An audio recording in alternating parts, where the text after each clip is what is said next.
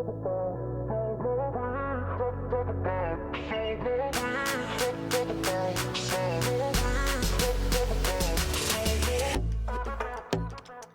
right, welcome everyone.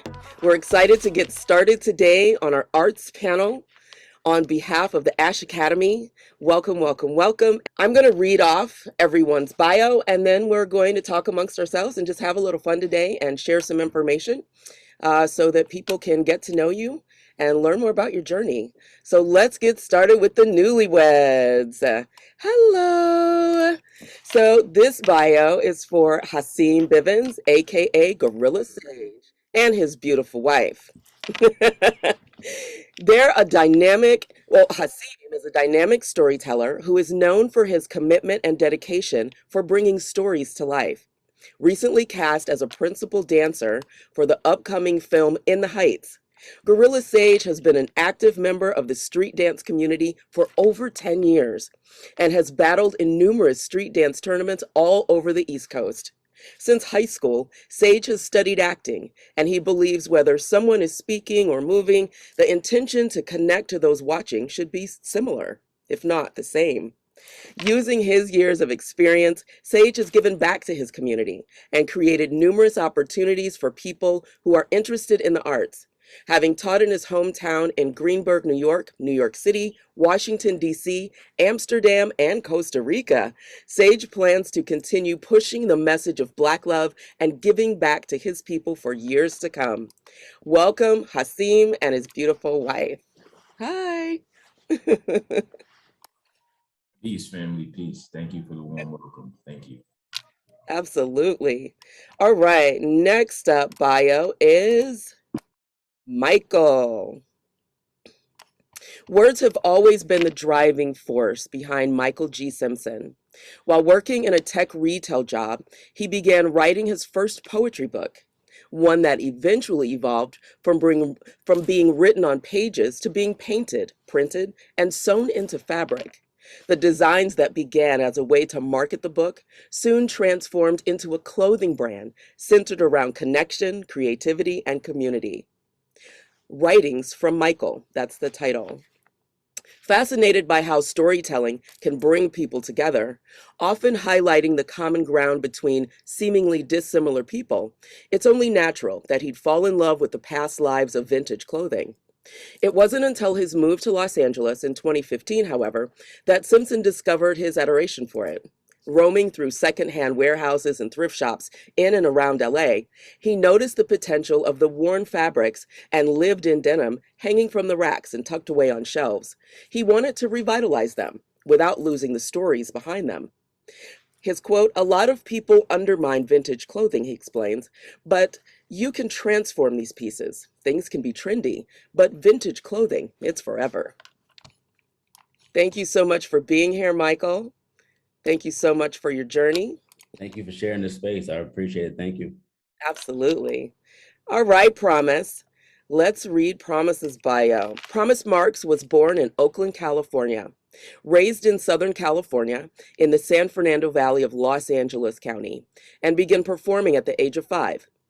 She has been a professional entertainer for over 30 years. She is a SAG actress with commercial, television, stage, film, and IMDb credits to her name. This multi-talented entertainer also has credits in music production, singing, songwriting, acting, content creating, and producing.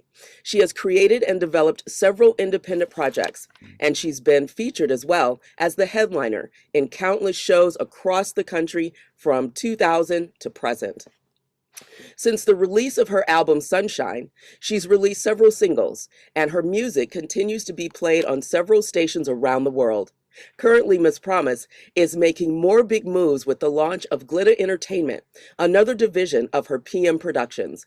She'll be launching her new podcast show, Conversations with Miss Promise, Inspired to Reach Higher, this March. Welcome, Promise.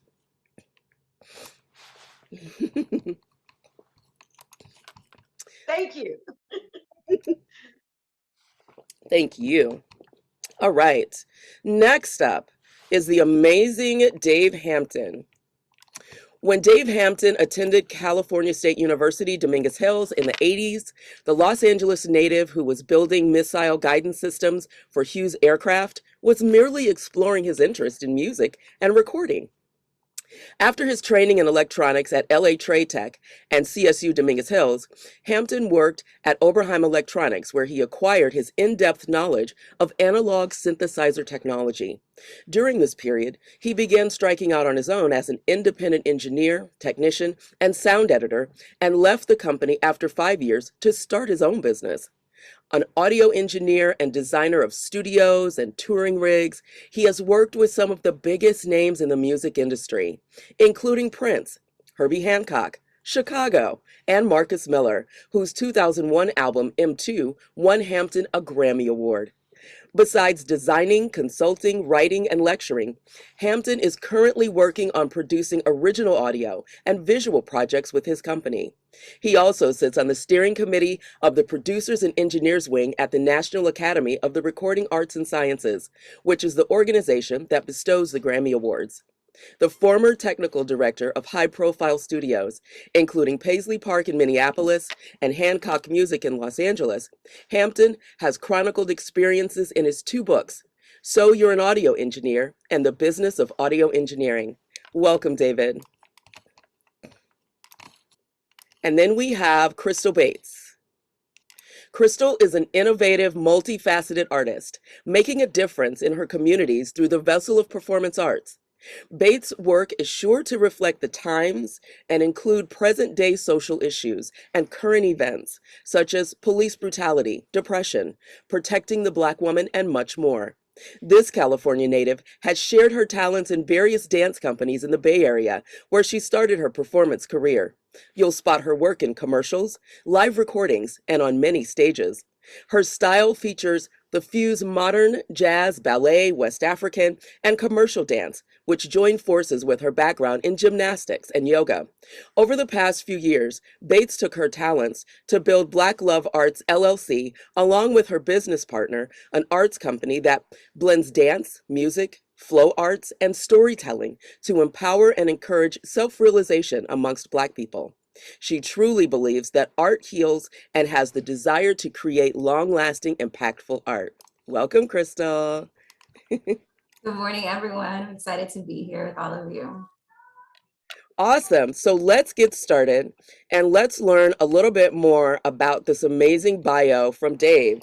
Dave, tell us a little bit about what you're working on currently and just, kind of give us an overview of how what you're working on currently has been affected by COVID, or even how it's been affected by what we're doing today with everything just being kind of digital and remote working. Thank you. Well, what I'm working on today, I'm 45 years into this business, so I'm living long past the normal expectancy, let alone as a Black man. So I'm grateful to have work. I have several jobs. I do a lot of consulting and have been for the last couple of years. I'm known for my ability to do large studio jobs. After Paisley Park, which is about the largest, I was brought in to work on a project called 1500 Sound Academy in Inglewood, California.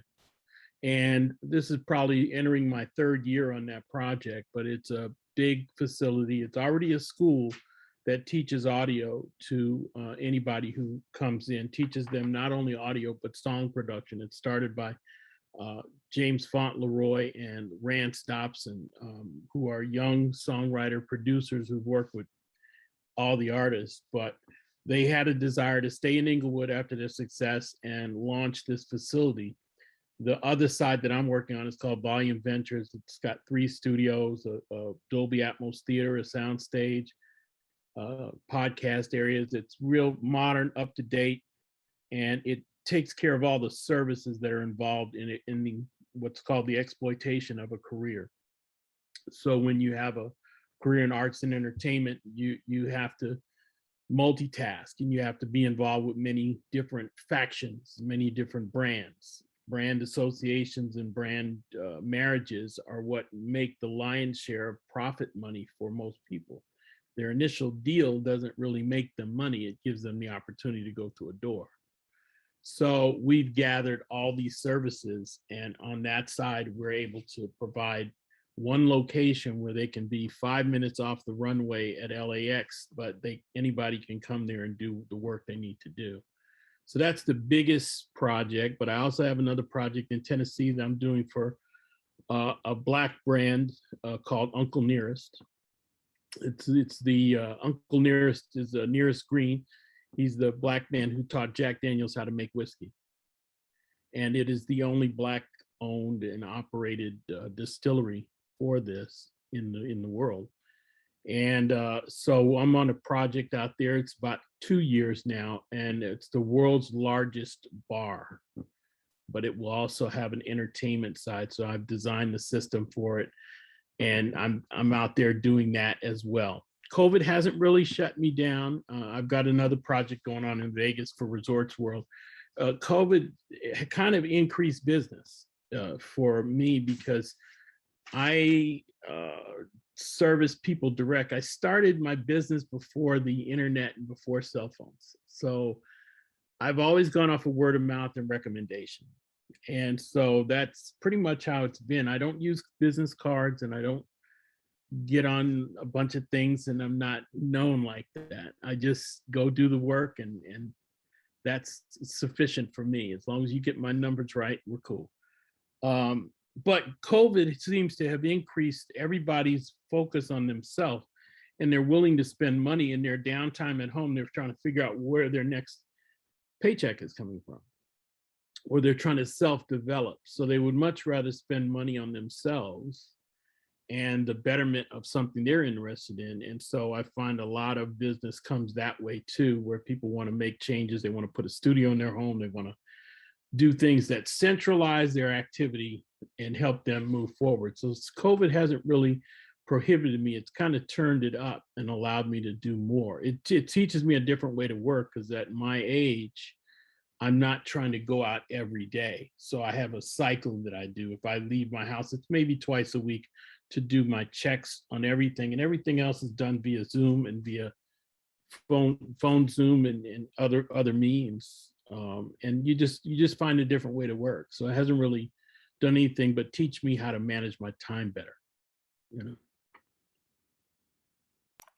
That's really interesting, what you're saying about how COVID has not affected you and how it has changed the minds of different people. I know for myself, being a vocalist and being a voiceover actor, I already had equipment in my house, of course, but when COVID happened and the studios that were not, SAG OSHA compliant, that were just, closed for a time being, I had to upgrade. I had to put a vocal booth in my house so that I could, sound compliant with different, talent, different people that were recording. I had to install Source Connect. I had to do all this kind of stuff just to stay in the game and be able to work, right? So, people like you really made all of that happen for a lot of different people. Yeah. Well, it's funny that you say SAG and OSHA connected, because even though I'm a member of the Grammys now, and I'm on the board of a lot of organizations now, when I started my career, the industry was very different, and the industry still is different today. And basically, they didn't have room for a Black man with intelligence in a technical position. So I wasn't going to go and to school for as long as I went to school, and then go ask to empty trash cans and do I'm going to take any job I can. I decided to go work for everybody from Crenshaw to San Pedro. And I built my business in different hoods on that side of Wilshire. And at the time when I finally did enough people, eventually I got over to the studio side, the studio system, never joined the union, never joined any SAG after anything anybody's a member of. I'm not a member of, because I didn't feel welcome the first time I came around, and I was overqualified. So I felt like I needed to build my own road and fish in my own pond, and I always have. And while I do believe in compliances, and I understand that that's what happens now, I prosper because of racial injustice and all those other things. I prospered because of it. It was gasoline for me. And I've gone to many hours of therapy to understand why I push myself. And I push myself directly related to the racial obstacles that were in the way. And that was the formula I used in order to motivate, straight up. You know, I wasn't trying to do nothing but get a shot to do something I was interested in, but I wasn't interested in fighting and trying to get a shot. So I just focused on other things. But you know, it's good to see organizations like this. It's good to see the fruit of the future gestating like it is now, you know. That is great information, you know, and great information that not only people on this panel can, you know, glean from and use, but great information too for everybody that is attending the Ashe Academy event. You know, we encourage you to, you know, take some notes today, you know, glean from everything that's being said today, reach out to these people. You know, this is a definite learning experience for all of us, myself included. We can all learn from each other and share and just grow and be amazing. So thank you so much, David. You are appreciated. Let's hear from the newlyweds, Haseem and Krystal. Tell us a little bit about both of your journeys and your journey together and individually. And just kind of the same question, has COVID kind of changed things for you? And if so, how? And how can we learn from what you're doing and how you're working with it? Absolutely. Sure. Go ahead, Vivian. Okay, Of so course, of course. we come from like completely different backgrounds, both in performance art, both dancers, but I studied in ballet and jazz and modern and contemporary dance. I also have a gymnastics background, and I started off dancing in the Bay Area, similar to what my bio says. So shout out to Miss Promise. I heard you're from Oakland. I love Oakland. So yes, I love the Bay Area. And I started dancing professionally in the Bay, working with different companies. I also started my own company while I was in the Bay Area also. And after dancing there for about maybe 8 years, I moved to New York. And I started dancing in different companies where Haseem and I met actually. And we started partnering in a flow art called Acro Yoga. And so basically we do different transitions and poses where I'll get on his feet and we'll do different flows. And now we started blending it with the dance and movement as well. And so he and I coming together has started to spark a fusion of just both of our dance styles and coming together for for the same movement, basically. Black Love is the company that we started. So we'll share a little bit more about that, but I'll let Haseem share about his journey as well. Yeah, as Krystal stated that we met in a dance company. I'm a self-taught street dancer from New York. And my style has a dance hall reggae background, and it was cultivated in Brooklyn, style called flexing and bruck up. It's a style with a lot of pantomiming, a lot of gesturing, storytelling, and somewhat of a street urban storytelling type of dance style. I, like my bio said, battled for like over 10 years. And I took that information and started to create my own curriculums for children. And in a dance company where I found my now wife, we weren't really happy with the way things were moving. So we decided to start our own thing, arts company, focused on really getting Black people to understand their power and self-realization through art. And now we're about a year and some change in, 2 years in for our company. And it's been really great. We've been doing a lot of self-produced work. We did a sold out performance in New York City on October 19th of 2019, like right before the pandemic happened. And since the pandemic, we've been focusing where we had to shift focus on more visuals and more edutainment situations. So our show is basically an artistic journey through where we were in Africa, through the Middle Passage, where we are today, and then where we could be if we decide to work with each other and really depend on each other, Black man, Black woman. So we took that same energy and have been putting it into visuals. One project we have right now that is a consistently moving project is called Black Facts, where we literally go around and find historically relevant places in our neighborhoods or anywhere and do artistic pieces there, post a visual, and then give you information in the caption about why this place is important and relevant to Black people, and kind of mixing the education and entertainment aspect. Our first Black Fact was in Oakland, actually, and it was where the Black Panthers took their first public stance, where a couple of college students were hit and injured in a very busy intersection where there was no street light. So the Black Panthers took it upon themselves to stand there and direct traffic so nobody else would get hurt until they finally put in a street light. And that's when we did our first Black Fact. So things like that is where our focus has shifted since COVID, because we couldn't really rent out theaters anymore to do our productions. We were also teaching, like Krystal mentioned, our flow art. We had a class called Afro Acro, where we would basically try to inspire Black people to come to our classes and learn about acro yoga and how that really connects back to Kemet, which is Egypt and all of Africa, because yoga came from us. And just really making a great effort to blend art and education for Black people. And so we can empower us and give us more motivation to keep creating, keep doing, because we make the world go round.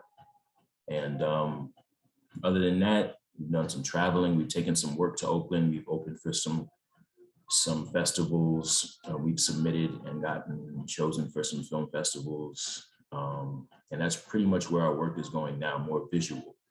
Because of the pandemic and stuff. Am I missing anything? Yeah, I would also just add to that, also something that our response to sort of the COVID-19 pandemic was we started shipping out these holistic care packages.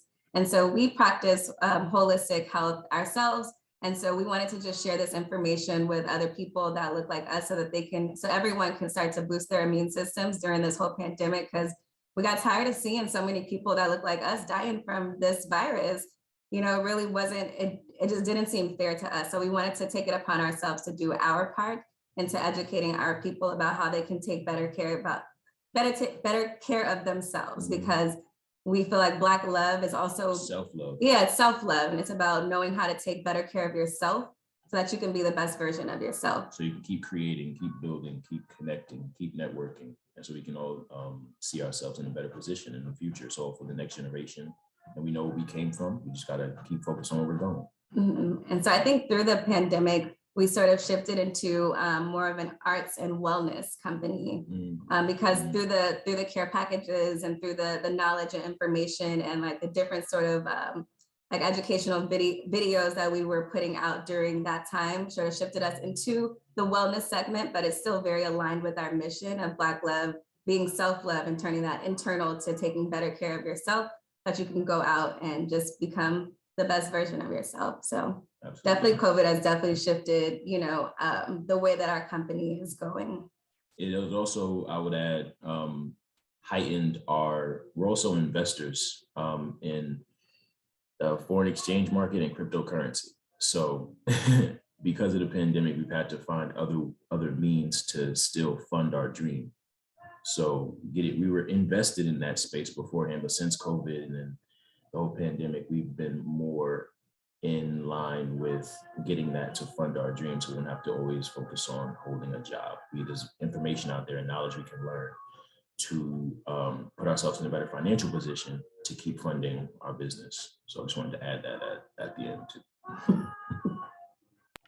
This is fantastic what you guys are doing, and your ability to pivot is just amazing, right? To include that visual piece, the digital, bring the wellness part of it to the screen, For myself, before, of course, we would all go out and go different places, and I would go to meditation groups or pray at church with with other people, or just be networking and doing different things, going to the gym to spin, whatever, right? But having to refocus, right, and just still be healthy and still be mentally sound, to take my bike off the wall and put a trainer on the back wheel and put it in the backyard and make it a spin cycle, right?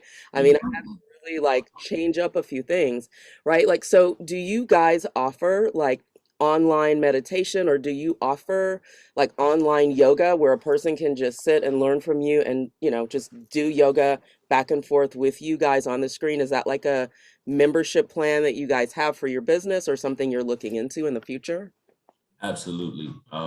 We spent a month in Africa doing this wedding, and it took about a year almost to plan for the wedding. But prior to that, we were definitely on the road. We are on the road to getting those online classes just to have them offered. We're also getting into NFTs, which has to do with the digital space as well, and putting our art in an NFT form so we can keep up with the times and have that be accessible that way too. But the NFT market is interesting because you can put those videos and instructional things on the NFT market, and we just want to make sure that we're not missing out on any opportunities where we can really still own, but put ourselves out there as well.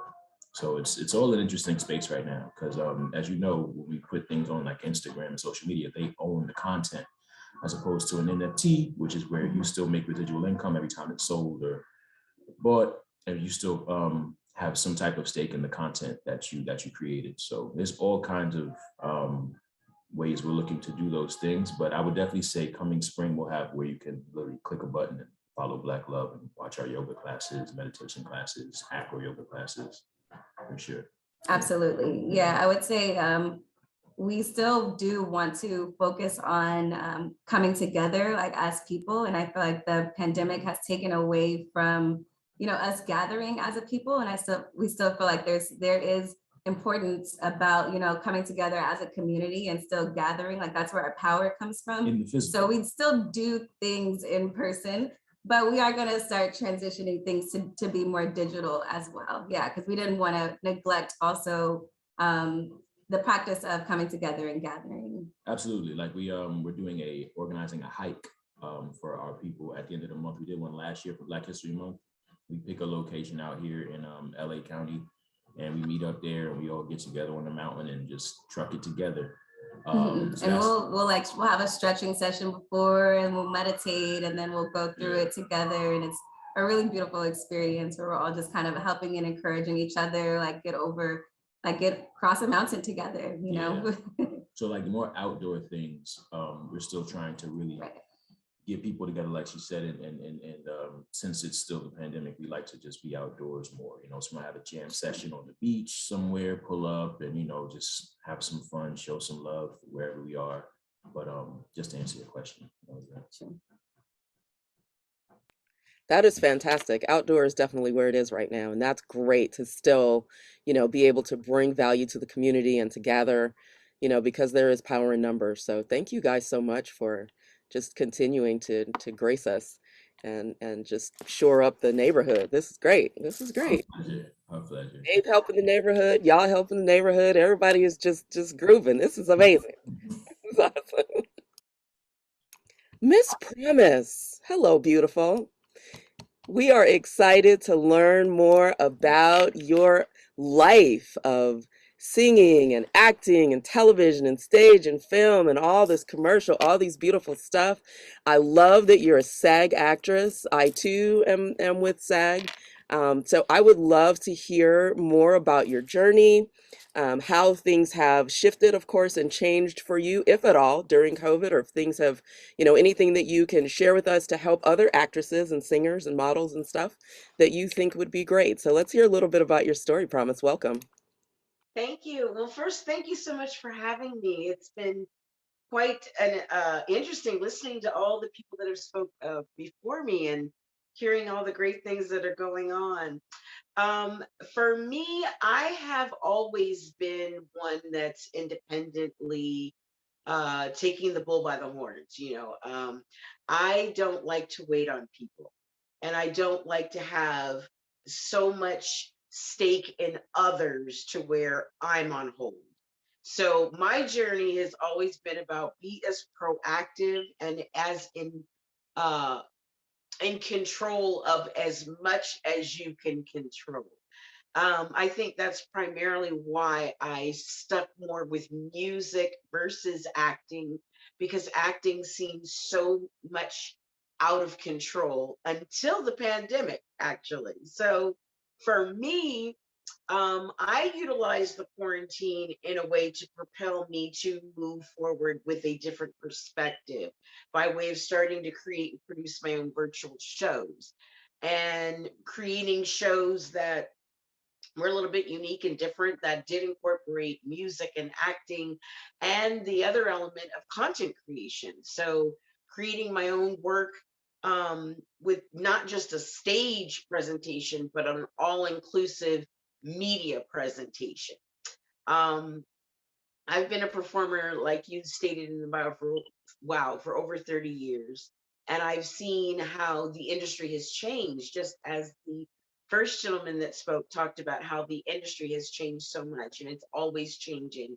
And I think it's so important that we um, rock with the curve, so to speak, and stay paying attention to how things are moving, how things are changing, and how to navigate ourselves within the change.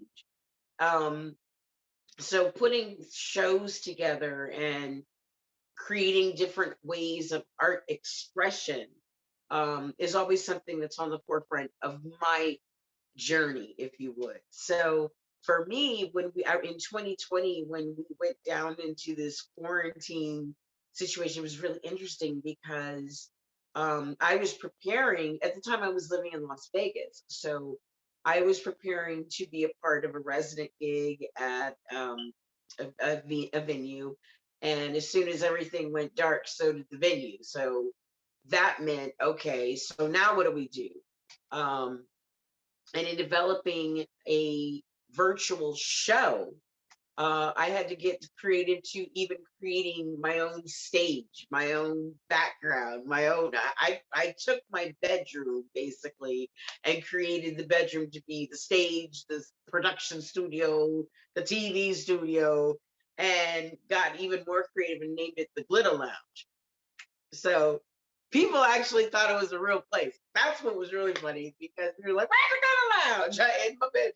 So you had to get creative. As a matter of fact, when we got down to the end of 2020, and I said, "Well, this show did so well. Let me do a Christmas concert." And I did. And I produced this Christmas concert and I had over 1,000 views live stream. So that was super exciting because, you know, you don't, social media is so big. And sometimes, you know, you get lost and people get lost in the sauce and there's so much content that you got to kind of like just keep creating and don't focus on who's looking, who's not, just keep creating. So at the end of 2020, I had developed not only my Christmas show, but I did a New Year's Eve show that incorporated all of my friends that had music videos. So the content was, or the concept was to create like a, like my, I don't know, okay, I'm gonna date myself. How many of y'all remember Video Soul with Donnie Simpson? Yes, on B. Come on, somebody on BET. So I kind of wanted to do a Donnie Simpson Miss Promise New Year's Eve party. And one of my friends in Vegas literally sent me a message and said, "Listen, he's a photographer. This was so funny. He was like, I want to come and shoot the show. Where's the Glitter Lounge?" And that's when I realized we have the power to make things really real. And particularly with social media, particularly with being creative, like I created this space, which one day will actually be a physical building because the Glitter Lounge has got a whole element to it. So I don't know if I got off topic, but I just wanted to say mainly that you have to stay creating. You have to stay focused on your gift, not focused on how things change because things constantly change, but how can you place your gift in a relevant place that brings joy to people, inspires people, encourages people, uplifts people, and brings something that's building legacy. So for me as an artist, all the way around from acting, singing, dancing, producing, ticket taking, ballet, parking, head chef, and Miss P do it all. And that's how it go. You if you gonna be in this game, you gotta learn how to wear 17 hats and wear them well. So that's part of my story. That's who we are. I am so excited about the Glitter Lounge, though. I'm excited. about Isn't it amazing? Yes. that is so the business. I mean, that in itself can literally save someone's career, just learning, right? From what Right. you just said of learning how to create within your own space and make it whatever you need it to be and just send it out to the world. I mean, this is your own show. This is, you didn't have to wait for somebody to come back and open back up and do whatever they were going to do. You Right. on yourself to give back and just continue on, just sharing you with us. Man, that's amazing. That's amazing. I'm definitely gonna have to come to the glitter stage the next Yes. time you have something. I'm gonna be up there watching. I gotta share one quick thing that's really funny though. So because in the beginning of this, I didn't have any tripods and lights, and I didn't have none of that. My set looked like Whoville with a bunch of boxes stacked up, the little camera. I had my bathroom light angled. I had a lamp with that. It was pitiful. If you would have seen the behind the scenes, but in front of the camera, you'd have thought I had, grips and lights, and I had fantastic flash. So you can't worry about what you don't got. You got to take what you got and make it happen. That is amazing. That is awesome. That should encourage anybody. Right. Just do it, get it done, and keep it moving. Love it, love it, Absolutely. love it. Thank you, Promise. Thank you so much. That was great. All right, Michael, how's it going? Talk to us about all these beautiful writings that you're doing. And, if I don't know, like if in the past that you've also done digital before COVID, or if during that time has it shifted you from being in public on stage and now you're offering it to us and, there's some place where we can go to still hear from you and learn from you and stuff like that. So, just give us a little bit of background on exactly what you're working on right now. And how this current state of the world has changed or affected you. Well, first, everybody has such compelling stories. I'm just like with David, with your knowledge and wisdom. I feel like a baby with, I haven't got my ears wet yet, man. I'm just listening to just all this wisdom. And honestly, I feel blessed with even the Black Love couple here. With you guys, the Simmons here and Bates. Like you guys, I feel just blessed to be here right now. I promise you, giving your story, testimony. I feel everybody has just like the gift. So it just feel like a blessing being here in the conversation on Sunday. But my journey is really unorthodox. I'm not.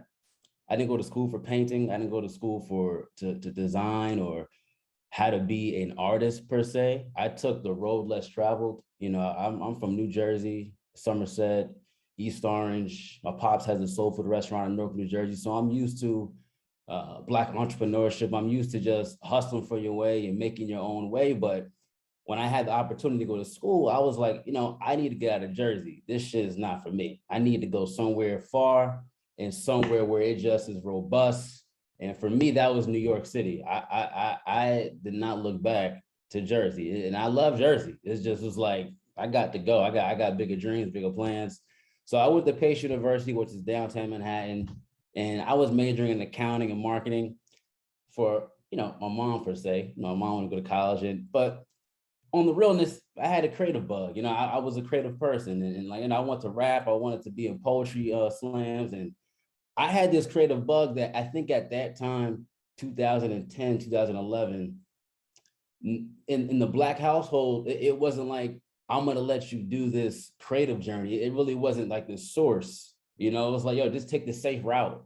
So for me, I was like, look, I trust me of all people, I was like, just trust me, mom, So my sophomore year, I dropped out of college by choice. And it wasn't even like I had the acumen to stay in. It wasn't, I didn't have the ability, the capability.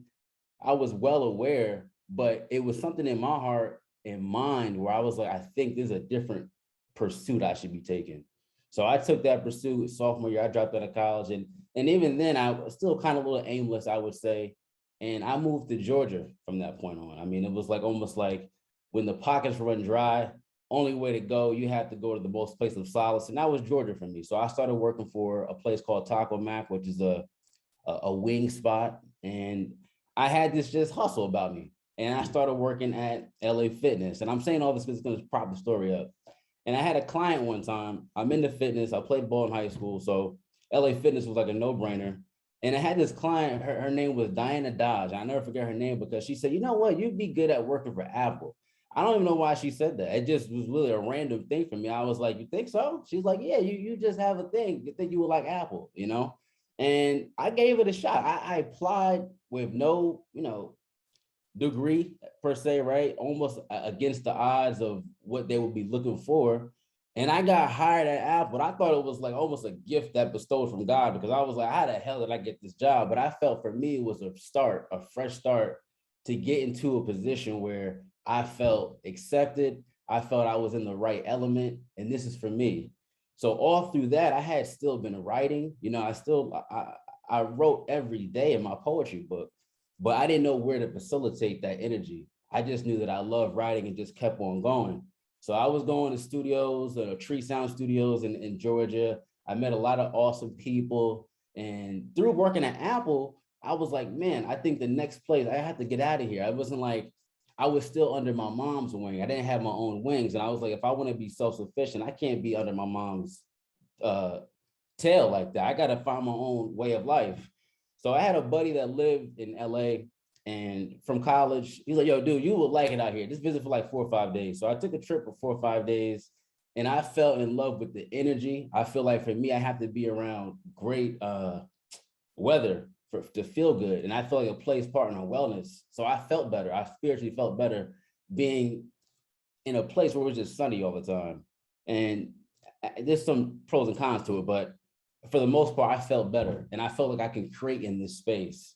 So they had this thing at Apple where you can actually transfer your job if you worked there for 6 months. I got to the 6-month ring, and I transferred my job to Santa Monica. So now I'm working at 3rd Street Promenade in Apple. I'm meeting all these dope people that's coming to the store. And I feel like I'm in a space where this is far away from home, from Jersey. So, this is almost like a dream. I felt like this is it. This is the road less traveled. And I began writing this poetry book to my now wife, whom I met when I was 14. We were 14 years old in middle school. And at that time, I was writing her constantly, like, just moved to California. I think we should get back together. I felt more confident. I got a little money in my pocket now. I got a couple of dollars. I could take her out to dinner, other than McDonald's and stuff like that. I could do a couple of things. And I felt confident. I want to build my family at this point, but also build my dream, So it's like, didn't have the providing platform, but I had the vision and the plan. I said, look, let's have a vision and a plan. Trust me on this. She moved out here and made a huge sacrifice by moving here from Jersey. And we tried to set our way. Now, obviously through the Black love couple can tell you now, it's not just like this. You got a lot of road stops, you know what I mean? You got to find out like what works, what doesn't work, especially with entrepreneurship. And I think I really give it to her grace, because we're total opposites, but it balances out. I'm just kind of have a plan. I'm gonna go out there and just rock and roll with it. There ain't no stopping me. That's how I am. It's just like I'm all gas, some brakes, but it's time to go. Where she's like, hey, slow down a little bit. You know what I mean? Watch out for the ditch. So it balanced me out and gave me eyes where I can't see. And through this, I wrote this book titled Intense Pulse. It was a poetry book dedicated to my wife, but about just the ups and downs of love in a very poetic form way. And what I started to do was, a lot of young folk, I feel, weren't, excited about reading, to be honest with you. They didn't want, like, I want to read the book. It was cool for me. I self-published the book. I put it on Amazon. I made hard copies. I went the long way to put the book together. So I started doing jackets of this book, right? And I started putting pieces together, and I started painting. And I was like, man, it goes back to high school. I had this narrow road. I had to play basketball. I was good at ball, go to college, get a job. Had I been introduced to painting early, even, with dancing, right? Or even sound studio, we would understand that there's more facets than just the regular 9-to-5 mundaneness of life. And that's what I was trying to show my family in this site. Like, yo, look, there's different ways, you know, every time someone sees my work, and this is not to compare me to any Jordan, they first refer me to G. Michelle Basquiat, because it's the only Black artist we know that has abstract paintings. But I'm like, if this is the only person we can put up against, this means there's a shortage of artists, you know? There's a shortage of artists. Why is this the one Black man y'all know who's painted at that level? You know what I'm saying? So I was like, we got to change the game about this. You know, I was like, I didn't go to school for this. I taught myself how to sew during the process of all this. And I was like, you can be unorthodox a little bit. So putting this book together was just motivation that I was like, I don't want to do a clothing line. I want to put together pieces that symbolize a book. So each piece is a book. So very hard to scale that, but I was like, it's going to impact. I'm like, I'm gonna make these pieces fire. You know, I mean, I was like, there's no, you're not gonna be able to doubt the piece at all. And through that, I had got opportunities. I was going to the flea market, and I'm used to being outside vending because my dad did it when I was younger. You know, we're going to Harlem Day Festival, we're going to the Hampton, what do you call it, homecoming, we're going to Howard homecoming, we're going to Delaware State homecoming. So I'm used to being outside and fitting it for yourself and getting to it. So that was not hard for me to swallow my pride and like set up every Sunday, stay consistent and just be deliberate. So that it was almost like natural. And through that, like I said, got little opportunities. I had opportunities to paint on 20-foot walls. And I'm a kid from Jersey who has never touched a painting when I'm a thing. So it's like I in real time was conquering these walls, like literally, you know. I was like, no, you're giving me a budget to paint a wall. I was like, you guys know my background, you know? I was like, you serious? Do you trust me in this? So I counted to say I have this thing which we have. It's not a brand, it's a language. You know, it's about mission, purpose, and calling. And when you're on a mission, you have purpose and you're called to do something, it is no unstopping you. It's like, that is the journey, you know? So I feel like I was called to design, paint, and create things. I say this in this very passionate way because it's truly in my veins. I feel that in my heart. And that's how my journey has been. And through that, I put a business around it where it's not just me just hustling and painting. Writing for Michael is his trademark, obviously. Each piece is trademarked with that. So I try to treat it like that. Through this, I started the podcast titled In Between Pieces.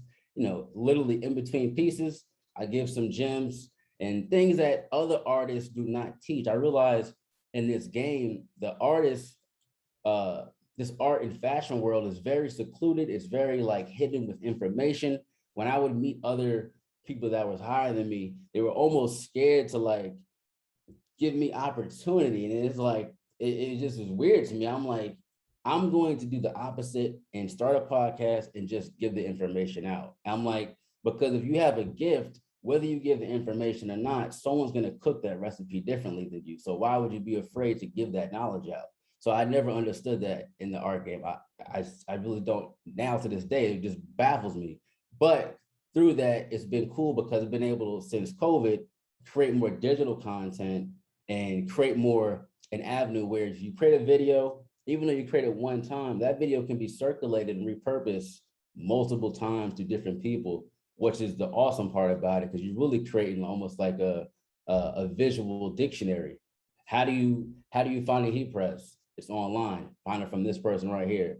How do you find the right paint brushes? It's online already. So it's like just creating that content that is not just, you know, clip buzzwords, but like valid information. You know, how do you trademark your designs? All right, let me just show you how to do this real quick.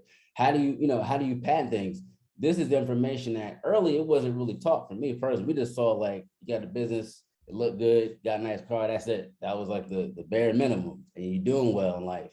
But when you peel back the layers, what's the true like onion of it? So I feel like we're in a position now, I'm trying to get better at my craft every day. So when more opportunities come, it's almost undeniable. And right now we're trying to do more podcast content with tutorials, videos, and trying to show other Black kids that you don't have to play sports to get to that next level. Because I have 4 younger brothers, all different moms, but that was always the thing. Gotta play football, gotta play basketball. I'm like, you know, there's a 1% chance that you can have that, but I know you're creative. You know what I'm saying? And we see it now with NBA players, NFL players, they're creative in instance. So there's another layer to them, not just the athleticism, right? We're, you know, with David Hampton, like, even in sound, you don't gotta be on the mic, you control the mic, you know? So if we were just showing these things early, it would be really amazing. Like, I think we'd be able to cross boundaries, and that's part of my story. Well, Haseem too, there's a brother who does tap dancing who I met in New Brunswick, New Jersey, Savion Glover. I'm not sure if you heard of him. Come on. Savion Glover was the only, growing up, Black tap dancer. I mean, had there been more Savions, we would have a world of that where it's normal to get on stage and dance, you know what I'm saying? But that was one brother who I know early, just seeing from like, damn, he's making creations with his feet, literally, you know? So that is my journey and it's told, and kind of just taken like that, and through that, just trying to be around other really gifted people and hearing y'all stories, man, it makes me feel like I'm doing a little something right, man. I mean, just hearing y'all, there's something's good, you know, maybe not all, but you know, those good parts in there. And through that, you know, just trying to, you know, break the mold. You know, I didn't see marriage early, so that's why I got married when I was 20. I turned 30 March 4th, and you know, things like my wife and I got a dog. I always wanted a dog when I was younger. We could afford a dog, or we didn't want a dog to have in our home. I'm like, there's small things that you can cross off your dream list, and I'm like, these are just small things like that, you know what I'm saying? So that's me in a nutshell. And you know, I just feel like I have a resilient soul. Thank you so much, Michael. Thank you so much for sharing all of that. Let's keep the conversation going. I know Dave wants to comment on that, so let's just keep talking. Absolutely. Yeah, I just wanted to say, Michael, you're not alone. You know, early on, and I'm several decades before you, my parents survived the Depression. And so for professional Black people back then, when they raised a family, if they were fortunate enough to have a college education, my mom was a nurse, my dad was an accountant, they would preach to their kids, get a good job with good benefits. That was the thing that you heard mostly all, if you were fortunate enough to come from a household where you had 2 parents who had been to school. Get a good job with good benefits. All well-intentioned thoughts, right? And if you have siblings and they managed to go that route, and I had an older brother, he attempted that route and he ended up in the military. I didn't really feel that at any time from when I was very young that I was meant to work for somebody. But I had to go through the attempts at getting a good job with good benefits because I'm living under my parents' roof. You have to do the shit you have to do. But what I learned from it is that you have to also call your own shots. It was not until way later in life, when my mother was much older, where she said, you know, you really made the right choice all along. Because I used to tell her, I didn't go through the Depression. I'm the next thing. So I don't have what you guys remember from your childhood on me, because my childhood isn't like that, you know. And it's real important that you understand where you're at, and you're doing quite well because you've got your focus on things. You're very removed because you come along generationally at a time where you have access to the internet. Google is your friend. Okay, Google is your friend. Google for me was the encyclopedia set that my parents bought from the guy who knocked on the door to sell encyclopedias to every house, right? You were only as smart as the things you had access to. And so we had access to a lot because my parents were studied and they did everything they could do, but there was no internet. And I was fortunate enough when this is how things happened. When Google came around, I was working for Herbie Hancock, and we spent a lot of time in technology outside of music. We had a meeting in his living room with the 2 guys who started Google before Google.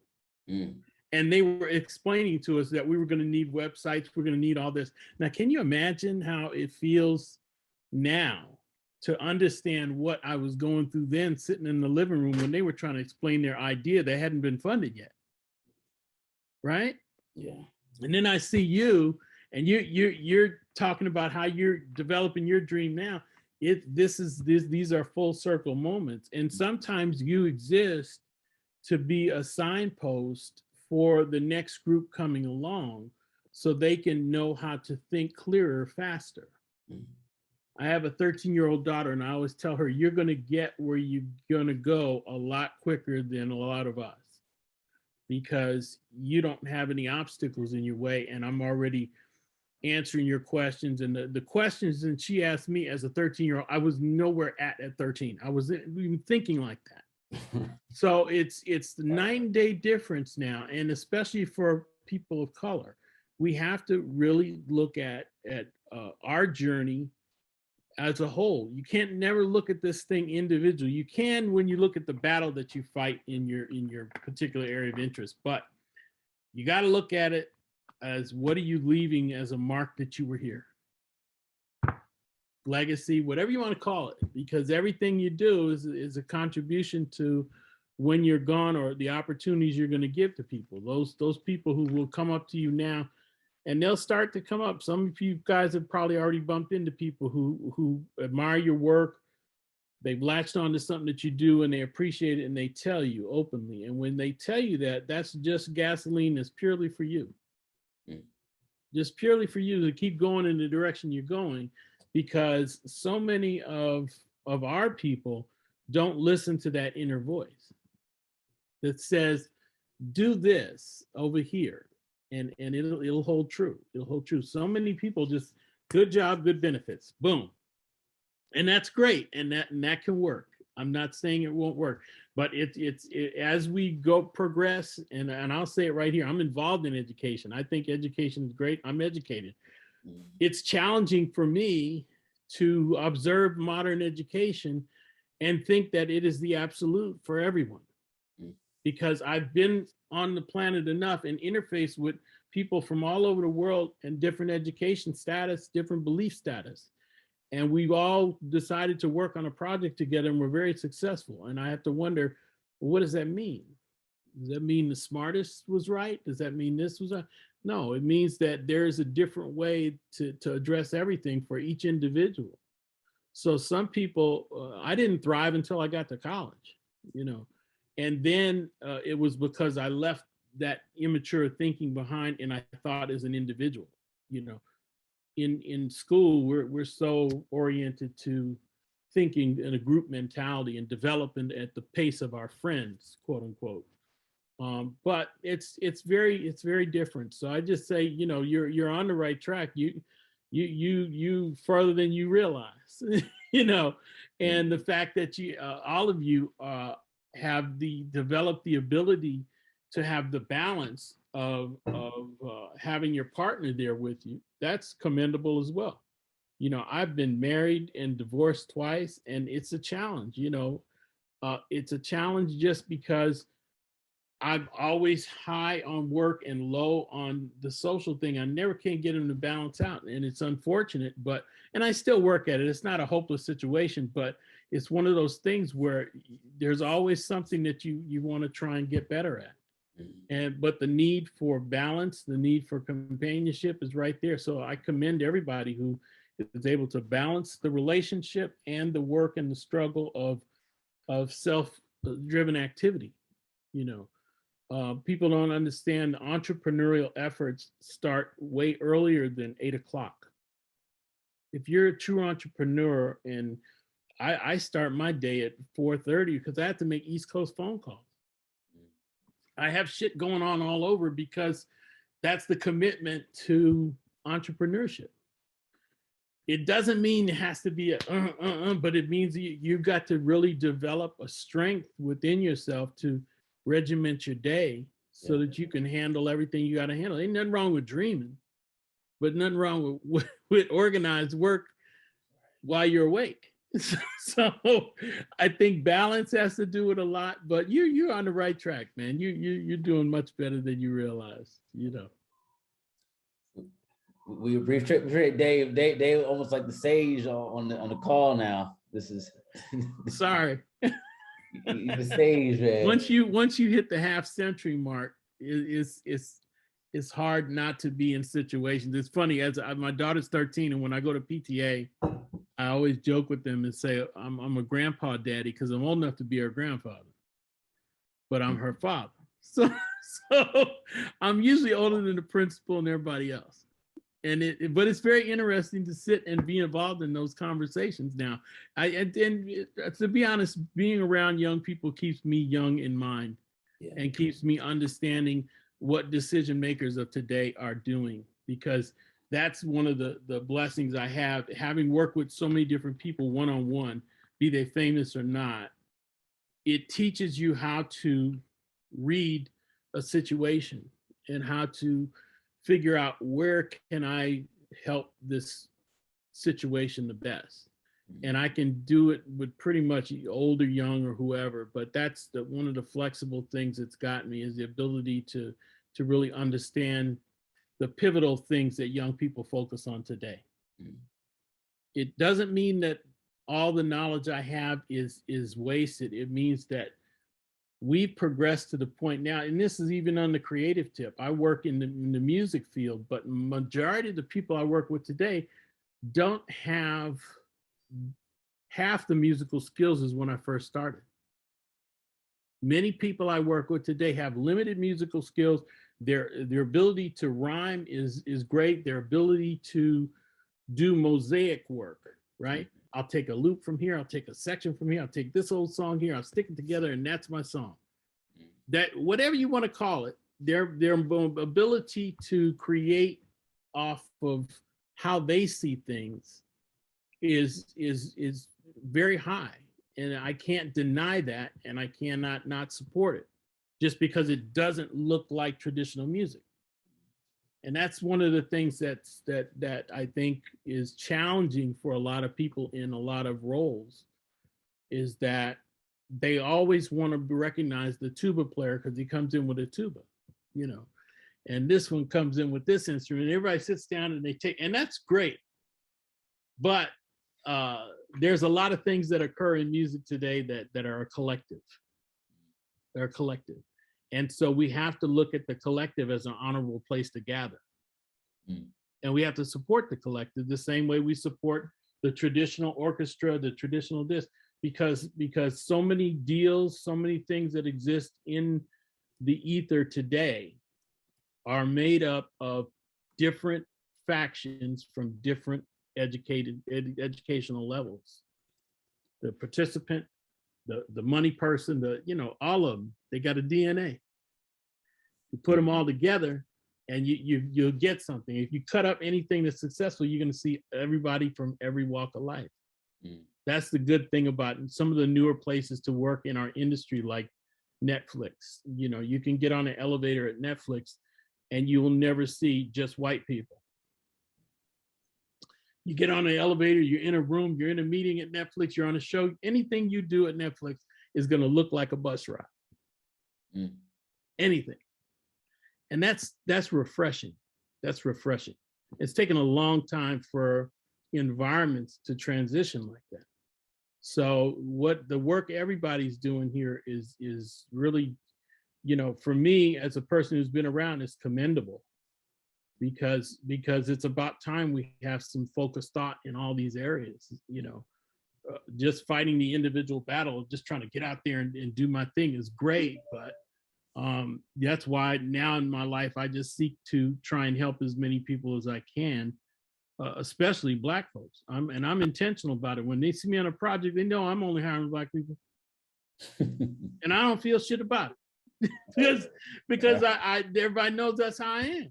It's not prejudice. It's not anything. It's me doing exactly what I feel my mandate is. Promise you wanted to add something to that, ma'am? You're on mute right now. Yes, I kind of want to go back to when he was speaking about as an entrepreneur, your day starts at 4:30, and it made me think about the disciplines that it takes to go from being an artist to running your company. I have learned because right now, currently, I'm in the process of actually pre-production on my new show. I have a new podcast that I'm working on. Excuse me. And as I have gone in the depths of furthering developing this project, one of the first things I had to do was I had to shift my mindset from the talent to CEO running your company. And running my company means that before I go to bed, I already know what the next day is supposed to look like. Every day I make a to-do list.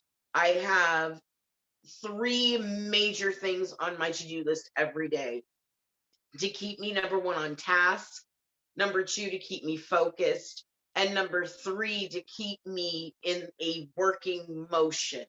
I also have assigned certain people as accountability for me to say, hey, listen, I'm going to check in with you on Monday. And by Wednesday, this project that I'm working on Monday needs to be completed. Can I bounce this off you on Wednesday? And I've got some wonderful people in place that help me. Because one of the biggest problems that I've seen in my journey of even myself is procrastination, fear, and also that space and place where it's not real until it's out of your head and actually into the air. Into the air means writing it down, sharing it with one person, not onto your social media, not making announcements. No, having strategic people in your journey that can be accountability for you, because you don't want to just announce things. A lot of times when you announce things, it's kind of like for short attention. And, so people see something, oh, they're going to do this, that, and the other. And then 6 months later, someone says, what happened? Because all you did was announce it. You didn't activate it by taking plan of action, implementation of the plan, and making it happen. So for me in this new season of my journey, it's really important for me to really learn how to run my company. It's really important for me to have accountability. It's really important for me to, like David just said, my day doesn't start at 12 noon, my day doesn't start at 4:30, but but it doesn't, but it starts within a morning structure. My morning really starts at 7, and I actually take that first hour to get my mind right, my meditation right, make sure that all of the plans that I have stated that I was going to accomplish are documented. So I really liked how you shared that, because that's so important. We have to be organized. You have to be decent and in order to make things go to your next level of whatever that looks like. So that inspired me to want to share that. Haseem and Krystal, did you guys want to tag on to that? Well, first and foremost, it's been really inspiring to just listen to everybody's perspective on how they tackled their craft, their journey. Dave with the sage wisdom, Promise, SAG, and creating your own shows. Mike, turning your book into clothing, bro. Like that is, like, seriously, it's it's truly inspiring. I did want to piggyback off the fact that when Promise stated the accountability people, people that you keep around you to help you, that really struck me, because I feel like it's almost kind of goes back to like the village raising the child kind of thing. It's a community of individuals that you bump into as you're going on your journey. So you can keep them close and have you and that really see your vision even before it's manifested, right? So those people are very, very, very important, and they'll come. I feel like they'll come to you as you're staying on track. You'll know who to really be able to invest your time and energy into, because they're investing it back into you. So it's like a full circle.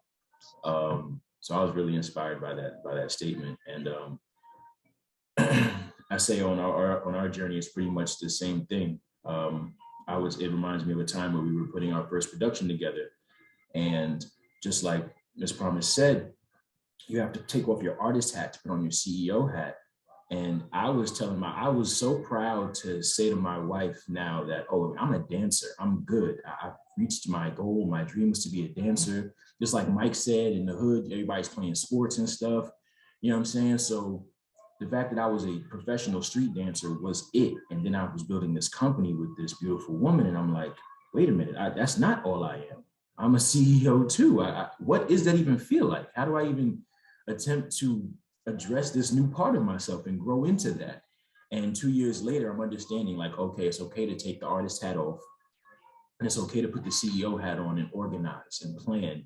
And I'm a big vision guy. I'm similar to Mike. You got a vision, you stay focused, you go for it, boom. And she's the more organized one. So I'm very thankful to have that in my partnership.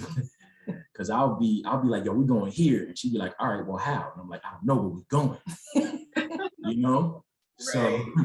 So and then we just, start to have think tanks, you know what I'm saying? We don't even, we'll have business meetings in the bed right after our meditation. You know what I'm saying? Like just get the day going from there, or get the vision going of how we see the day going from there, make sure we get our things done. So I definitely feel like, yes, it's dreaming, but it also, like Dave said, when you wake up, have some organization.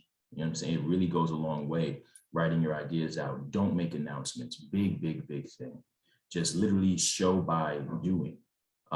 When you have those close, you really have the close circle around. Like I call her friends the Avengers, because when she has something going on, they come through. Like when I said for our show we were putting on, I had no idea how we were going to start the music and do the set changes. It was just me and her. Luckily, one of her best friends from college flew over on standby, and he's an artist as well, so he understands. Like he's like, look, what do y'all guys need? I was like, oh, well, we're in the space now doing tech work, so we need somebody to run the music. We need somebody to cue this, cue that. And he was like, all right, I got it. And I realized then at that moment, like, this is no way we're going to be doing all of this stuff by ourselves. It can't be everywhere. It can't be on stage and backstage. So just little things like that you learn going about it. And me learning about myself in the process. Like, I'm not just a dancer. I'm a CEO, company owner, Right. Yeah. I think also like being in the artistic realm, I think art already sort of teaches you about yourself. And like we learn about ourselves through the arts that we practice and that we do. I think being also tying the arts with the business, we learn about ourselves even more, and where we're strong, and then, and the moments where, where we're not as strong. And I think like being honest with yourself and like really playing to your strengths.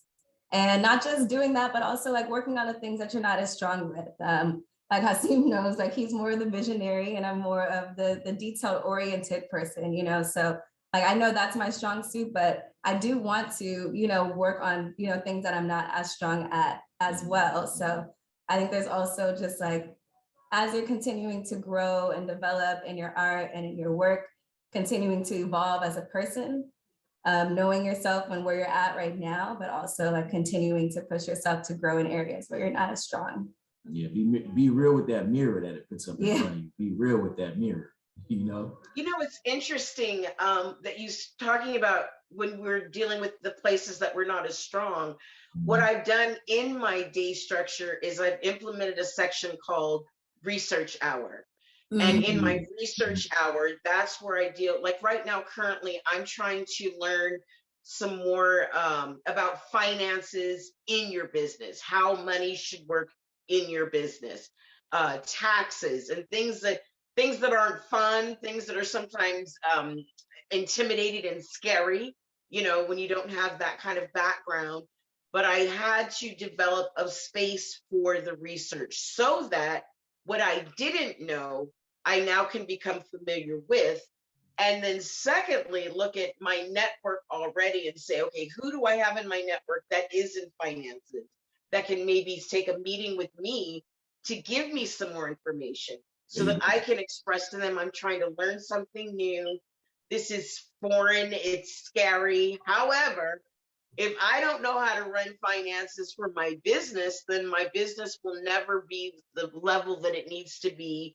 it's great. Like as artists, we all know we're worth a certain dollar amount as artists. And we know that there's certain gigs we don't take anymore because we've outgrown them and we've elevated. But in business, our businesses don't elevate until we elevate with them. So for my month of February, it's funny, in Black History Month for me, it's about Black money. And I need to learn how to make this money so I can, make my business go to the next level. So I want to encourage all of us to always make sure in your day you have a research hour, particularly to deal with the things that you're not, that like Ms. Krystal said, that aren't your strength, that you don't know about, so you can continue to elevate yourself. Absolutely. For sure. One other thing I'll add to that is that you should strive to do business and just meet as many people as you can, whether they look like you or don't look like you. Just do, through life, your biggest breaks are going to come from people who don't look like you. So for me, I can honestly say that through meeting more people, it allowed me to establish myself. Again, I started my career before the internet, before cell phones. So a lot of the things that people try and do with the indirect connection of online website, blah, blah, blah, handoff, I had to do face-to-face with a handshake and proving that I was about something. Doesn't take away, it just says that my success is based on the multiplication of times I have put myself out there to be in new situations and meet new people and create new relationships, because that is where your experiences are going to come from. I can't say that I just hung around everybody I knew and developed. Right. And everything blew up. I had to step away from where I grew up in order to educate myself, in order to step away from my education and live life and experience and start the journey. If I would have just tried to stay in my neighborhood, it might have been all safe and all Black, but it would have gone a hell of a lot slower. And the law of averages of me losing my life because of anything that could happen in that part of LA, it was greater. So I had to, the one thing I knew when I grew up is that I had to get over to the creative side of town where I was not intensely worried about getting home after a certain time. We lived in South Central, and I lived there probably till I was about 21 years old. And so I had started my career, but I was working with people who were living on the other side, and their life was totally different. They were creative, and I was assisting, but my blood pressure was high because every time I hit my side of town, I had to figure out how to get home so the gang didn't get me, how to get home so the police didn't get me. And I wasn't doing shit wrong. I was just trying to work on my dream, but inside of the understanding that I'm a Black man growing up in this violent time where gangs and police were all the same. So it just, there's so many things that you go through. So one motivator for me was to get out and get to a place where I could feel comfortable about living and feel comfortable about getting into my service side so that I could adequately help the creative people I was working with. And so the first thing I did when I left is I moved to the beach. Got by the water. Yeah. And it helped me. It freed my mind. It helped me. And then from there, I went to Baldwin Hills. And from there, I went to Pasadena. I took a journey and had me all over. But just as your desire was to get away from New Jersey, that was my desire, to get away from South Central. Doesn't mean I forgot about South Central, because I always went back and tried to help in whatever way I could, but I just could not live there and produce at the high caliber that was required. And I had to get myself in a place that was the right frame of mind for me. And it's very important that you guys spend time on developing yourself and where you're at and what you're comfortable with, because what we call home is very important now. And as we're in COVID times, what you have constructed for yourself as home is very important. and it keeps you at a norm. It keeps you at a place where you can go, okay, cool. I'm home for the day. I'm cool. I'm home for the week. I'm home for however. I'm okay. I can do what I need to do from here. Home means so much more in the last 3 years for a lot of people, you know. I wanted to touch on everybody's topic, man. There's so many like gems being passed around, promise, Haseem, day. I'm glad, Jesus. I mean, even just saying that, want to move away from South Central, it makes me think of like being around a certain mindset. And when you grow up, you know, for me, I wasn't a street cat at all, by no means, but I feel like as Black men per se, we have a very interesting role because you cannot be street enough. You almost kind of like have to be in the middle, and it's a very weird situation. I remember being in 8th grade. It was like this fork in the road, a metaphorical road where there was some cats who went, you know, more gangs for some reason. You know, it was like they want to fight every week. I mean, it's that, or you went right, and it was just like that. And I look back now to some people who we've grown up with. It's like, I know you're not like that. You know what I mean? Like, you shouldn't even be in that situation. It's a very, it's sad one. And I feel like that I'm not sure who made that quote. You know, we're not free until everyone is free. And it kind of a sense, because even if I feel like we have some type of success on this panel here, it's like, I have a family member, everyone has a family or a friend that's like still in a mindset, you know what I mean? And it's like, that's where it's like, damn, you know what I mean? Damn if you do, damn if you don't. And trying to get away from that mindset, but also it's like trying to relay that message back. But I realize some people, everyone doesn't want to be saved to a certain extent. So I reserve that energy to put towards, like Promise said, like, all right, I'm going to figure out how to do taxes. I'm going to figure out how to be, I say, the entrepreneur, not entrepreneur, right, of my business. Because like we said earlier, we just taught just to do this, do that. That's a good job. But like, there's another level of this. And what Dave mentioned is like not being afraid to have different conversations with people and learn things. You know, I learned that I was charging too less through like brand deals, you know, brand deal, like what's your rate? For example, my rate's $1,000. Oh, you got it.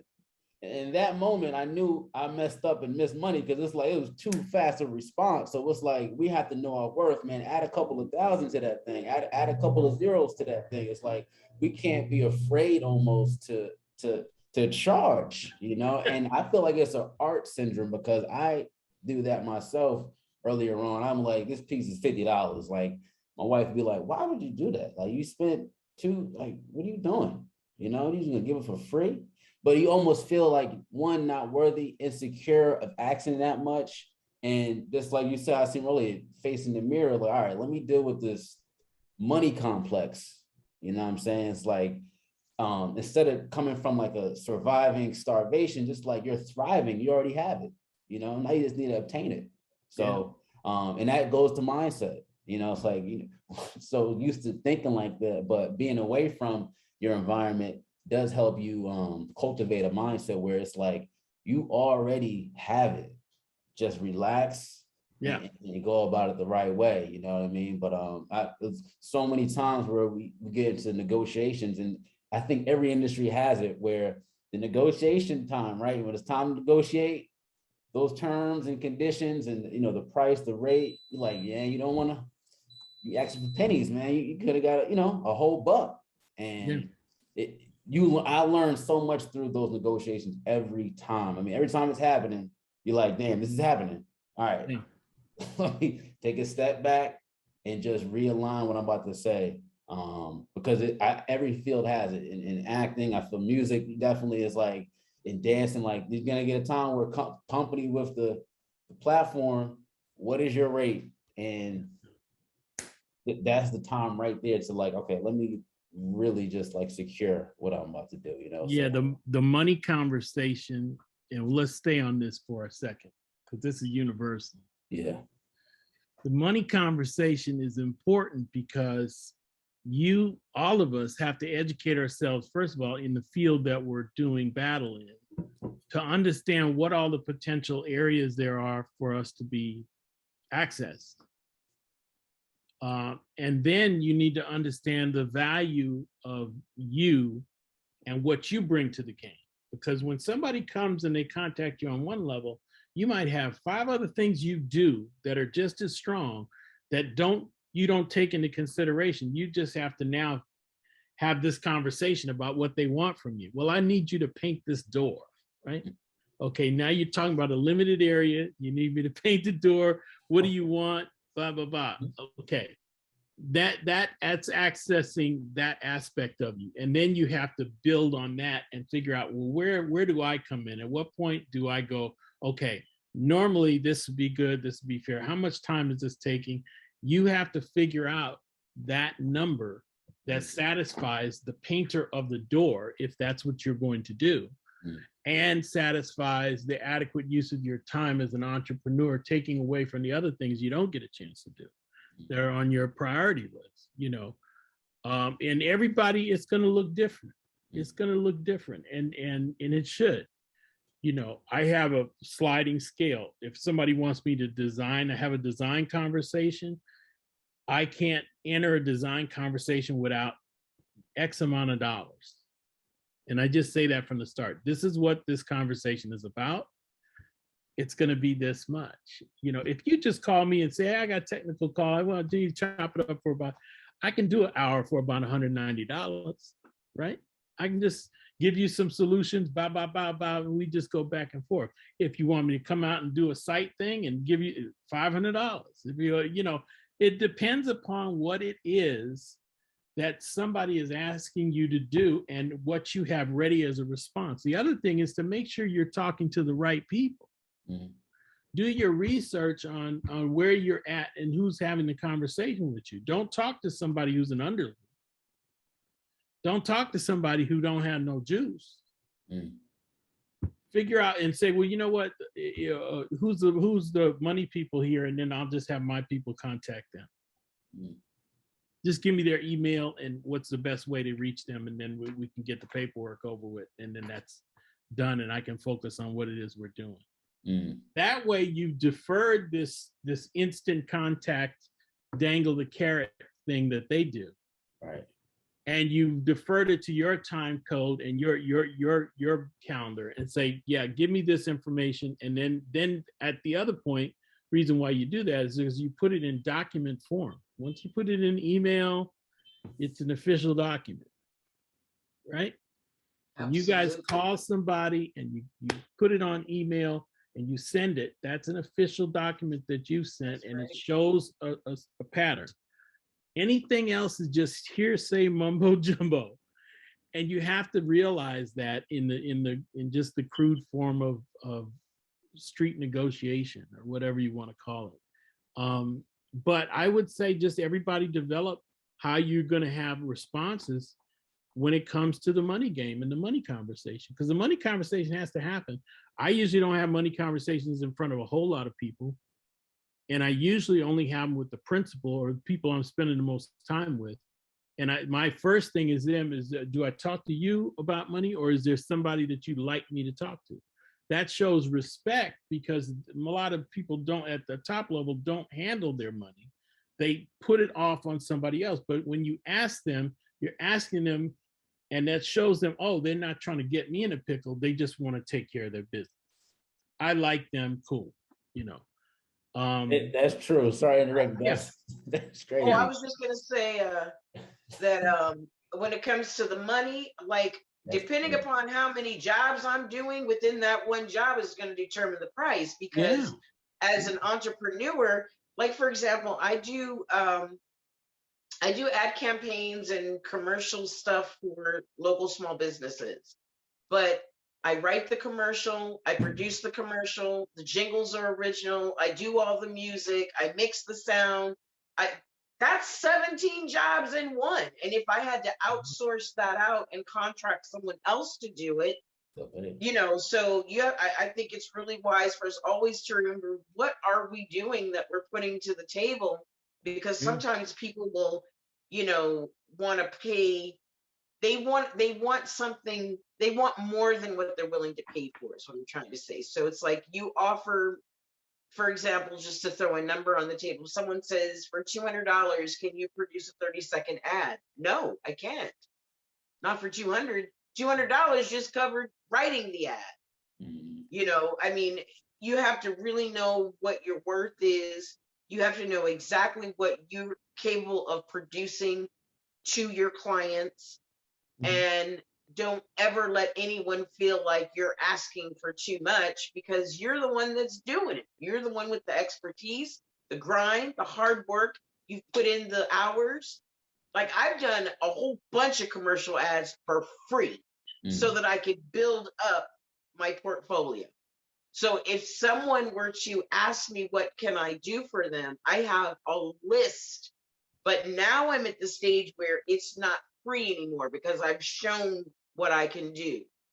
And I think there's a give back, you know, and partnering with, like, for example, I would love to, the gentleman that's the artist, forgive me, I forgot your name, sir. Michael. The one that, right. So I can say, hey, Mike, let's tag team. I need some artwork for my logo. You could use this this ad to get on your website. Let's partner and do something. We're going to help each other out. That's a good barter and exchange. Barter exchange, you know, learning how to work with your network of people so that somebody can see what I'm doing through his network. People can see his artwork through my network. And that's like a chain of building business on top of business amongst us as, you know, people of color, chocolate folk. We need to have our own, we need a network within networking.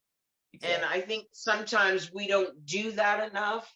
And we need to kind of change the narrative on that so that we see a cohesiveness within us as Black folks working together successfully as business, not lowballing, not, oh, can you hook me up? No, let's barter exchange so we both can be showcased and both of us make what we're worth making.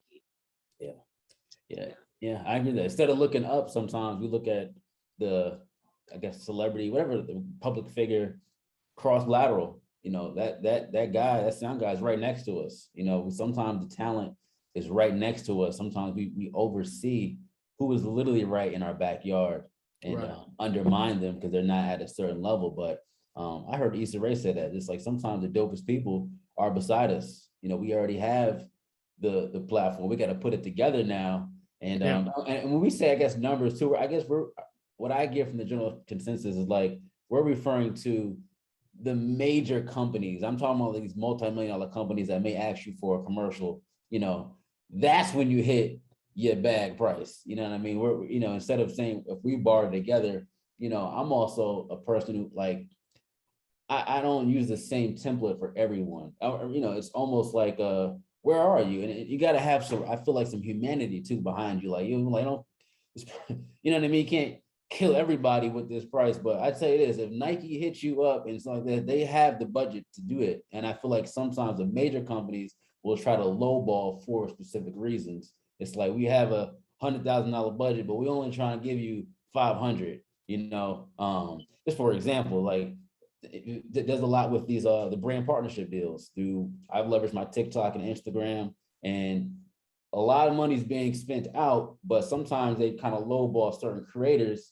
specifically Black creators a lot too. Sometimes, like, okay, we're only going to give you $1,000, but you just paid a content creator for less amount of work for about 10 grand. So I feel like a lot of times the money is there. It's like who they want to give it to. We have to kind of prove our case, and it's good to have those making out not a resume, but a creative resume. Hey, I've done this, and it's a PDF format, and I'm showing you the numbers that have reached.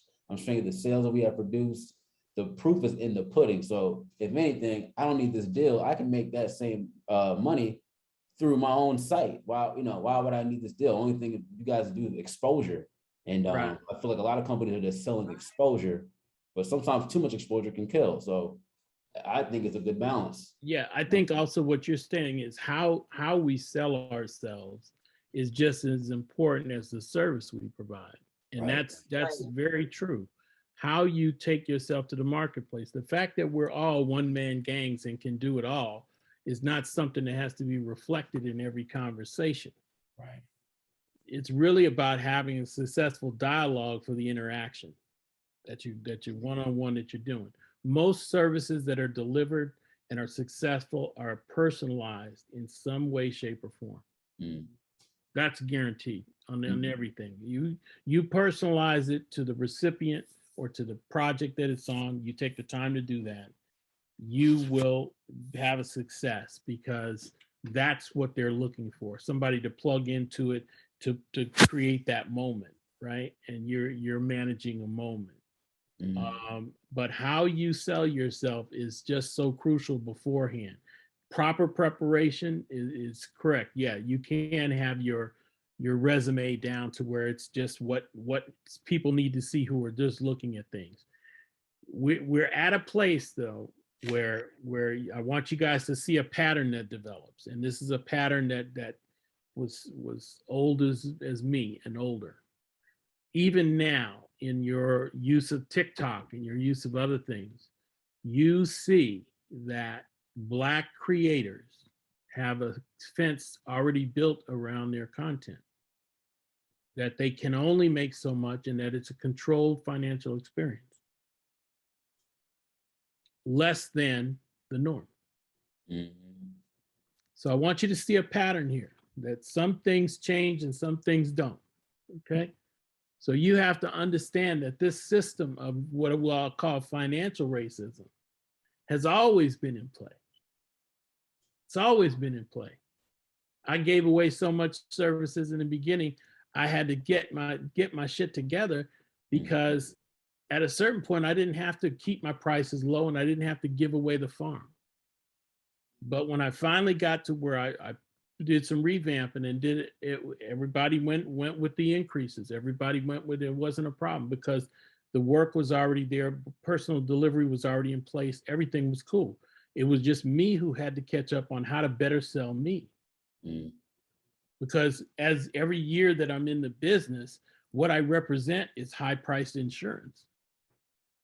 So that now when I'm 60 and I'm on a gig, it's not, oh, that old dude over there. No, oh, you got him? Okay, well, cool. We ain't got to worry about that. Okay? So you have to figure out how to best position yourself and sell what you bring to the marketplace. And you got to represent it all the way. And that's why I say you look at, we use words like brands. So let's look at brands.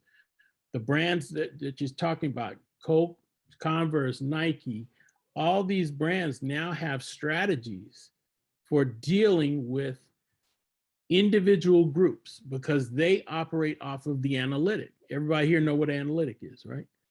So they operate off of an analytic and they have a formula. So there only so much of their budget is going to be centered towards brown people.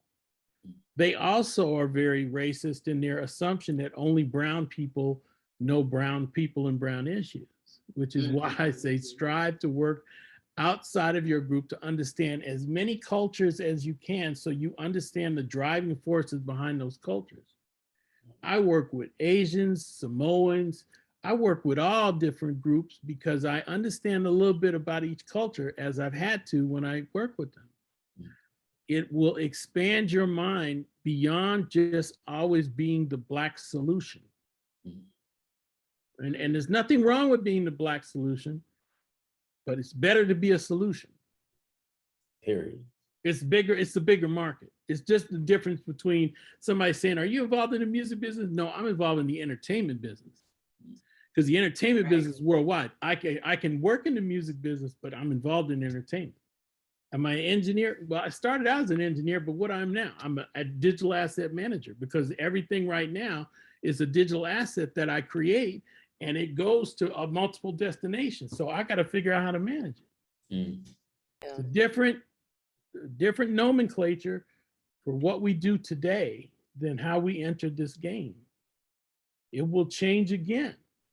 Now everybody's getting into NFTs, and I hear the people over here saying, "Oh, we're doing crypto, we're doing NFTs are real big right now." Got a lot of people selling NFTs, doing NFTs, and NFT is another moniker they put on activity to create a branded event, to create direct financing, So there's a lot of things that go on that when we see it, we look at it and go, oh, this is what's happening now. you got to break it down to what it truly is and how it's being used. Mhm. You know, and we selling ourselves is very important. You know, we got to always be able to constructively. I have people that I sit with and call, and I call them specifically because we can sit around in a circle and shoot holes in one another's approach to the industry. And you have to have people like that that you can share time with, that say, you know what, you'd be better off if you said this way, or you did this way, and you strategically use things. Shit, I don't use Facebook to take pictures of my food. I use Facebook as a means to speak to a wider audience and in the same way I speak in the books that I write. Mhm. So that people, when they look up my name, they look up, they can see, oh, I'm making suggestions, I'm doing things. Every now and then I'll put some life shit on there, but for the most part, I'm going to recommend things and keep people aware of technical developments and anything else, because I'm trying to use the tools in the best way I see fit to be an extension of me, because I can't put in full time just sitting in front of here looking at Facebook. You know, Right. I can't do that. And I can't do some of the other things that people spend a lot of time doing yard maintenance on in order to generate the lion's share of my money, you know. So you have to be good about how you divide your time. Mm. And especially as you get older, because you got to get sleep. I got to get a minimum of 8 hours sleep. That's Absolutely. yeah. This has been amazing. This has been a fantastically powerful, and just all the gems that are dropped, all the resources that you guys have talked about. You know, this has been really, really, really, really great. So thank you so much for your time. I just want to, you know, as we wrap this up, if you could just let us know how to reach each one of you so that our viewers can reach out to you. And I know that in the coming future that Krystal and Sammy are definitely going to have to get us all back on a podcast together so that we can continue these very meaningful conversations that we've had. There's so much more in all of these questions. There's so much more in all of these statements. We could go deeper down the rabbit hole in all of these and offer even more information to not only help ourselves as a group together, but to help other people as well. So, Dave, how can people reach you? You're on mute, sir. DAVEMATK@AOL.com is my email. And you could just email me there. Thank you so much, sir. All right. Black Love, how can we reach you and all your goodies going on? We have our website, blacklove.com, BLAKHLOVE.com. We're also, that's our Gmail, blacklove@gmail, spelled the same way.